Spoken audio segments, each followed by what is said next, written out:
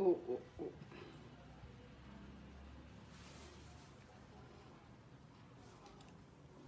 नमस्कार आप सभी साथियों का। जैसा कि आप लोगों से मैंने आज प्रॉमिस किया था कि 7:30 पर आप सभी के बीच आज एक बहुत इम्पोर्टेंट, बहुत महत्वपूर्ण मुद्दे पर रूबरू होंगे। तो कैसे हैं आप सभी लोग? और उम्मीद करती हूँ कि अच्छे ही होंगे। और अभी मैं उम्मीद करती हूँ कि मेरे साथ में ज़्यादा से ज़्यादा साथी जुड़ जाएं, उसके बाद अपनी बात स्टार्ट करूँगी। आज का दिन हमारे लिए बहुत ही महत्वपूर्ण है, जिस पर बात करना मुझे लगता है कि बहुत ज़रूरी है और मिलकर के बात करेंगे। बहुत लोग हमसे जुड़ रहे हैं। राज सैन जी, थैंक यू। बाल मुकुंद जी, थैंक यू। विश्व के सबसे बड़ी लोकतंत्र को एकता, okay. Pratibha Chaudhary ji, thank you. Ashutosh, hi. Nisha Singh, hello sister. Vikas Singh, नमस्ते। एंड कौन या Sonika Kushwaha, very good evening sister. Nikita, Priti, ठीक हूँ मैम, ओके। उम्मीद करती हूँ कि आप हमेशा अच्छी रहेंगी। सुची कशाना, हाय। प्रहलाद जोशी, नमस्कार। अनुराग वर्मा जी, हेलो। सोनिका कुशवाहा, मैं बिल्कुल अच्छी हूँ। और भी लोग जुड़ जाएं तो अपनी बात स्टार्ट करूँगी। हाँ, लेकिन साथियों एक बात बोलनी है मुझे आप लोगों से कि जो लोग भी मेरे साथी जुड़े हैं हमारे साथ, इसको शेयर करें पोस्ट को। करीब 500 साथी जुड़ चुके हैं, 500 से ज़्यादा। 1000 तक हो जाते हैं, उसके बाद मैं अपनी बात स्टार्ट करती हूँ। जी क्या नाम है? शहजाद अली, बहुत खूब दीदी, oh thank you brother. Akhilesh Mehta, good evening दीदी, very good evening. Rajiv Kumar, प्रणाम भाई। प्रकाश कोहली, नमस्कार, प्रणाम। Vinod Kumar, very good, thank you.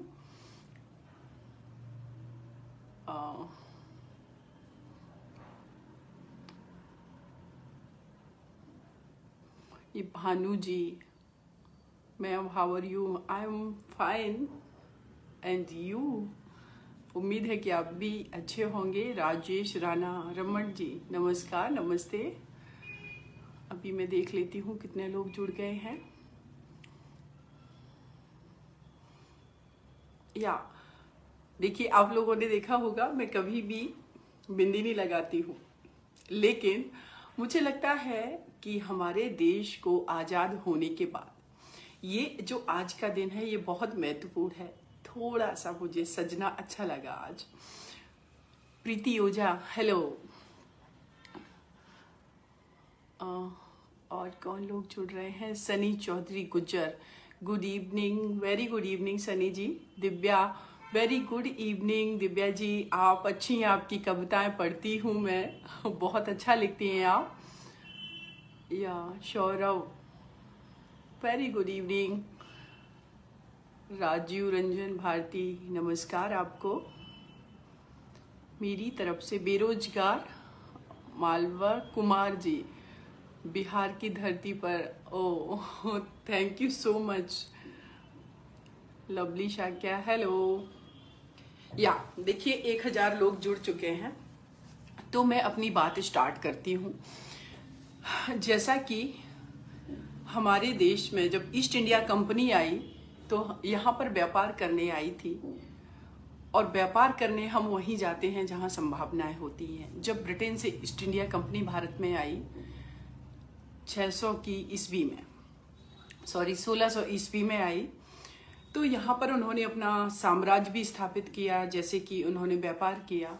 लेकिन हमारा देश जब आज़ाद हुआ 1947 में, हमें आज़ादी मिल गई, और उसके बाद हमने अपना संविधान बनाने की शुरुआत की, संविधान सभा का गठन किया गया और उस संविधान सभा में भारत के हर कोने से, हर क्षेत्र से जो प्रतिनिधि थे उन्होंने डिबेट, डिस्कशन किए। करीब 2 साल 11 माह 18 दिन बाद हमारा संविधान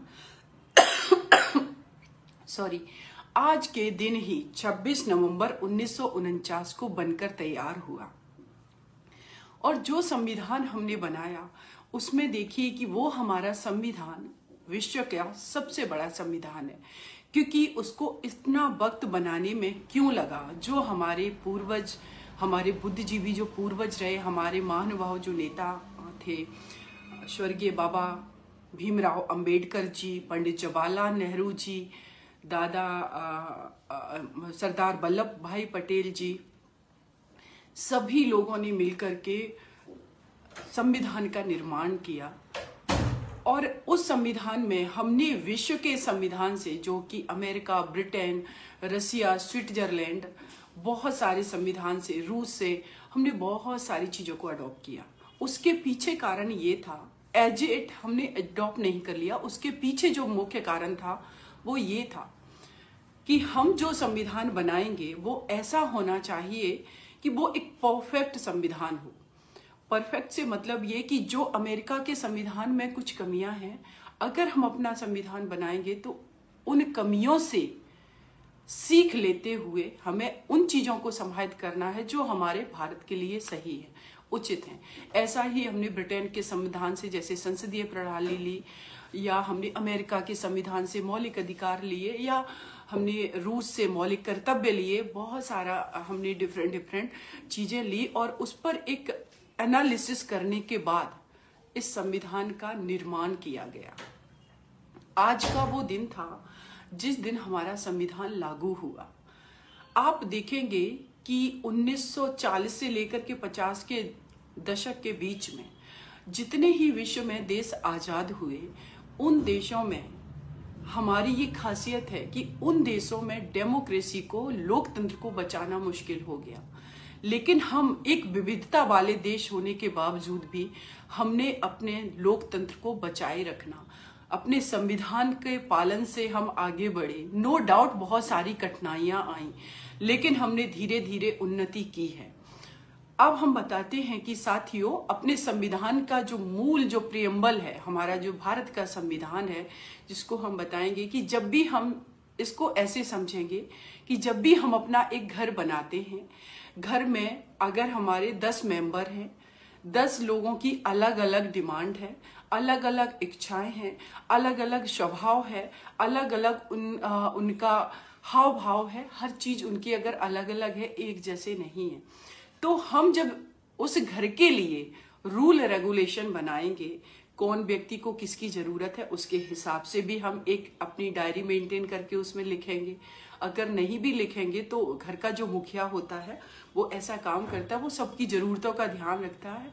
वैसा ही हमने अपने संविधान में किया। और जब भी, जैसे हम घर की बात करें कि जब भी समय आगे बढ़ता है, नए नए इन्वेंशन होते हैं, नई नई चीजें आती हैं, तो हम बीच बीच में अमेंडमेंट भी करते जाते हैं। तो उसी तरीके से हमारे भारत के संविधान में 100 से ज्यादा संशोधन हो चुके हैं। हमने इसको कठोर भी बनाया कि कोई इस संविधान का दुरुपयोग ना कर सके। हमने इसको लचीला भी बनाया जिससे इसमें फ्लेक्सिबिलिटी इतनी रहे कि समय दौर समय इसमें जब बदलाव समाज में आते हैं, नए नए इन्वेंशन होते हैं, नए नए आवश्यकताएं उत्पन्न होती हैं, तो उसको हमने इतना लचीला बनाया कि उस संविधान में हम संशोधन करके उन परिस्थितियों के साथ, उन आधुनिक चीजों के साथ अपने आप को जोड़ सकें।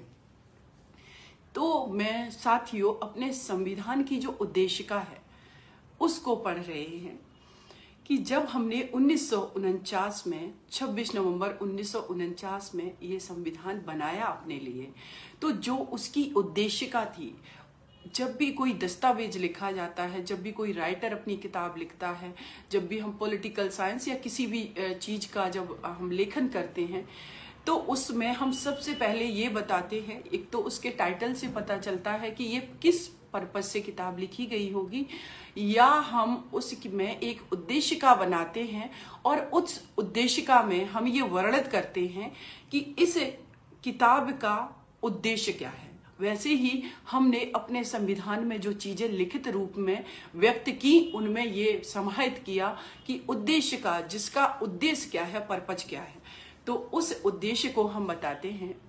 उसमें जो पहली लाइन है, हम भारत के लोग, अर्थात हम भारत के लोगों ने ये संविधान बनाया है अपने रिप्रेजेंटेटिव, अपने प्रतिनिधियों के माध्यम से। हम भारत के लोग भारत को एक संपूर्ण प्रभुत्व संपन्न समाजवादी पंथ निरपेक्ष लोकतंत्रात्मक गणराज्य बनाने के लिए तथा उसके समस्त नागरिकों को सामाजिक आर्थिक राजनीतिक न्याय दिलाने के लिए तथा सामाजिक आर्थिक राजनीतिक न्याय दिलाने के लिए व्यक्ति, मिस कर रही हूं मैं, उनके विचार, अभिव्यक्ति, विश्वास, धर्म व उपासना की स्वतंत्रता, व्यक्ति व राष्ट्र की गरिमा सुनिश्चित कराने वाली बंधुता बढ़ाने के लिए तथा उन सब में व्यक्ति की गरिमा, राष्ट्र की एकता, अखंडता सुनिश्चित करने वाली बंधुता बढ़ाने के लिए दृढ़ संकल्प होकर आज 26 नवंबर 1949 मिति मार्ग शीर्ष शुक्ला सप्तमी विक्रमी संवत 2006 को इस संविधान को अधिनियमित, अंगीकृत एवं आत्मार्पित करते हैं कि हमने जो संविधान बनाया वो अपने आप को ही हम समर्पित करते हैं, अपने लिए बनाया। अब साथियों, इस संविधान में जो मूल चीजें हैं, इसकी पहली लाइन है कि हम भारत के लोग भारत को एक संपूर्ण प्रभुत्व संपन्न समाजवादी, संपूर्ण प्रभुत्व संपन्नता का यहाँ पर ये मतलब है कि हम एक इंडिपेंडेंट डिसीजन लेने वाली कंट्री हैं। हम इंटरनेशनल लेवल पे किसी भी देश के इन्फ्लुएंस में, दबाव में काम नहीं करते हैं। दूसरा हमने जोड़ा प्रभुत्व संपन्न समाजवादी। समाजवाद का मतलब है कि हमारे जो भी देश के अंदर जितने भी रिसोर्सेज हैं, जो भी यहाँ पर जो भी अवेलेबिलिटी है चीज़ों की, उन पर, संसाधनों पर सभी का अधिकार है। वो अलग बात है जिसको हम अभी तक पूरी तरीके से हासिल नहीं कर पाए, लेकिन वक्त लगेगा, लेकिन नो डाउट हमने बहुत कुछ हासिल किया है। दूसरा है समाजवाद के बाद कि पंथ निरपेक्षता की हम बात कर रहे हैं। तो पंथ निरपेक्षता की, जैसे हमने बात की डाइवर्सिटी की, कि हमारे देश के अंदर बहुत सारी विविधता है, तो उन विविधताओं में कि किसी अलग अलग धर्म है, अलग अलग जातियां हैं, अलग अलग संप्रदाय हैं, इन सबको समाहित करना है। तो हमने पंथ निरपेक्षता की बात की कि यहाँ पर पंथ से निरपेक्ष की राष्ट्र का कोई धर्म नहीं होगा, सभी धर्मों को मानने दिया जाएगा, उनके अपने जो बिलीव्स हैं, उनकी जो अपनी आस्थाएं हैं, उनको मानने दिया जाए, और वैसा ही किया जाता है। लेकिन जब धर्म और संविधान के उद्देश्य का में कॉन्ट्राडिक्टरी जब सिचुएशन होगी, जब समस्याएं खड़ी होगी, तो प्राथमिकता हमेशा मेरे विचार से संविधान को दी जानी चाहिए। और यही वो पॉइंट है जहां पर कॉन्फ्लिक्ट खड़ा होता है, जब बात होती है कि हमारे देश में यूनिफॉर्म सिविल कोड आए, तो जो भी कहेंगे कि धर्म के ठेकेदार हैं, वो लोग अपने आडंबरों को लेकर के आ जाते हैं। असली धर्म तो यही कहता है कि मानवता सबसे बड़ा धर्म है, लेकिन ऐसा नहीं होता है और उसका पॉलिटिकल रूप दे दिया जाता है। तो हमारे जो संविधान की उद्देश्य का है, उसके उद्देश्यों को हम पूरा करने में पीछे रह जाते हैं। आगे हम बात करें कि हमने बात की कि हमें न्याय किस किस तरीके का अपने देश के लोगों को देना है। सामाजिक, आर्थिक, राजनीतिक न्याय की हमने बात की। तो सामाजिक न्याय के लिए अगर हम बात करें कि देश के अंदर सभी लोग एक हैं, सामाजिक न्याय उनके साथ हमें करना है, ना कोई यहाँ ऊंचा है ना कोई नीचा है, ये छुआछूत जैसी भावना, ये अमीर गरीब जैसी भावना, ये सारी चीजों को हमें दूर करना है। जो विभेदकारी, जो भेदभावकारी जो प्रैक्टिसेस हैं, जो भी, उनको हमें खत्म करना है। हम समाजवाद की स्थापना करेंगे। राजनीतिक न्याय की बात करें कि उस आम नागरिक को भी हमें भारत की संसद, हमें भारत की विधानसभा में, राज्य की विधानसभाओं में बैठालना है, जो कि एक अगर अनपढ़ व्यक्ति भी है, जो कि व्यक्ति एक बहुत गरीब है, सब किसी को हमने वो अधिकार दिया है कि उसको इलेक्शन लड़ने का अधिकार है। वो अलग बात है कि उसको भी हम पूरी तरीके से अचीव नहीं कर पाए। हमारे इलेक्शन के टाइम देखा जाता है कि जो गरीब व्यक्ति है उसके लिए संभव नहीं है कि वो चुनाव में बहुत ही आसान तरीके से वो चुनाव को लड़ सके, फाइट कर सके, क्योंकि करोड़ों रुपए हमारे जो चुनावी प्रणाली है, जो प्रोसेस है, उसमें वेस्ट किए जाते हैं। तो यहाँ पर सुधार की संभावना है जो कि आगे आने वाले समय में की जाएगी। तीसरी बात करें आर्थिक स्वतंत्रता की। अगर आर्थिक स्वतंत्रता की बात करें तो बहुत सारी गवर्नमेंट के माध्यम से प्लानिंग चलाई जाती है जिसमें कि लोगों के हाथ में पैसा पहुंचाया जाए, उनको एम्प्लॉयमेंट दिया जाए जिससे वो आर्थिक रूप से मजबूत हों, इंडस्ट्रियल डेवलपमेंट किया जाए। इसमें मैं साथियों कहूंगी कि नो डाउट मेरे देश ने प्रोग्रेस की है, हम 8% जीडीपी वाली कंट्री भी बने हैं, लेकिन सबसे बड़ी समस्या ये है कि अभी भी हमारे देश में जो युवा है वो बहुत बेरोजगार है, उसको हम वो सारी चीजें देने में सक्षम नहीं हो पाए, रोजगार। तो ये जो कमियां हैं इनको हम पूरा नहीं कर पाए। अभी भी उच्च वर्ग, निम्न वर्ग एंड अमीरी गरीबी का भेदभाव बना हुआ है, तो हम आर्थिक रूप से स्वतंत्र नहीं कर पाए। और इन सब में अगर देखा जाए सबसे निचले तबके पर हमारे देश की स्त्री है, जिसको ना तो पूरी तरीके से आर्थिक आजादी है, ना सामाजिक आजादी है और ना ही राजनीतिक आजादी है। आगे हम बात करें कि और भी हमारे जो उद्देश्य थे कि उनकी गरिमा को बनाए रखा जाए, तो अगर हम गरिमा की बात करें तो हम देखते हैं कि नो डाउट मेरे देश की बेटियां आज आवाज उठाने लगी हैं, लेकिन अभी भी उनकी गरिमा को तार तार किया जाता है, चाहे वो उनके ऑफिसेस हों, चाहे उन बसेस हों, बहुत सारी जगहों पर। और रेप जैसे जो क्राइम हो रहे हैं वो अभी भी कम नहीं हो रहे हैं, बल्कि उनकी संख्या में बढ़ोतरी हो रही है। तो हमने अपने देश की स्त्रियों की गरिमा को कहाँ संरक्षित किया है, कहाँ बचा पाए, कहाँ सिक्योर किया है। तो ये जो कमियां हैं, हालांकि पहले का जो दौर था उससे हम बहुत बेटर स्थिति में आए हैं, लेकिन जो अभी चैलेंजेज हैं इनको दूर करने के लिए हमें प्रतिबद्ध होना है। और उसके अलावा हम बात करें कि जो भी लोगों की अभिव्यक्ति की आजादी है, आर्टिकल 19 हमारा संविधान का कहता है कि हर व्यक्ति को अपनी बात रखने का अधिकार है, अपनी अभिव्यक्ति की आजादी है। तो ये अभिव्यक्ति की आजादी को बचाए रखने के लिए नो डाउट कि बहुत कहेंगे कि लोग अपनी बात रखना शुरू किया है, सोशल मीडिया के तमाम प्लेटफॉर्म है। लेकिन ये भी है कि एक तो गवर्नमेंट की तरफ से भी कंट्रोल किया जाता है, लेकिन अगर स्त्रियों की बात करें तो उनको ट्रोल किया जाता है। लेकिन फिर भी हम इंडिपेंडेंट तरीके से हमें प्रोटेस्ट करने का अधिकार है। लेकिन आज एक बात का दुख है, इतनी सर्दी में हमारे हरियाणा, चंडीगढ़ के जो हमारे कृषक हैं, जो हमारे किसान हैं, दिल्ली कूच कर रहे थे। तो ऐसा नहीं लगता है कि आर्टिकल 19 का जो पीसफुल तरीके से प्रोटेस्ट करने का, अपनी अभिव्यक्ति की आजादी का जो अधिकार है उसका प्रयोग करने के लिए हमारे संविधान ने ये अधिकार आम नागरिक को दिया, उसको छीना नहीं जा रहा है। इतनी सर्दी में उन हमारे 75 साल के जो हमारे बुजुर्ग, दादा परदादा की उम्र के लोग हैं, उनके ऊपर पानी की बौछारें इतनी तेज की जा रही हैं, कितनी उनको सर्दी लग रही होगी, उन्होंने क्या बिगाड़ा है। आज सोचिए कि जिस गर्मियों का जब सीजन आता है तो इसी दिल्ली में पानी की समस्या होती है। लोग अपने अपने घर से बकेट लेकर के 7-7, 8-8 घंटे जो पानी, जो एमसीडी का जो पानी आता है, टैंक आता है, उसके सामने वेट करते। और आज उसी पानी का वेस्टेज आप किसके लिए कर रहे हैं? उस किसान के लिए जो अन्नदाता है। आखिर उनकी मांगे क्या है, उस पर उसको सुनने में क्या हर्ज है।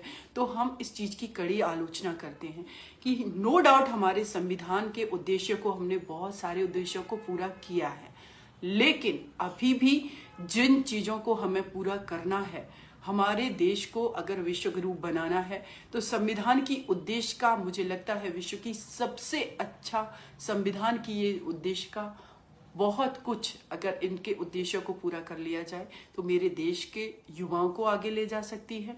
स्त्रियों को इक्वल आज़ादी अगर दी जाए तो वो अपने आप को प्रूव करेंगी और आगे बढ़ेंगी।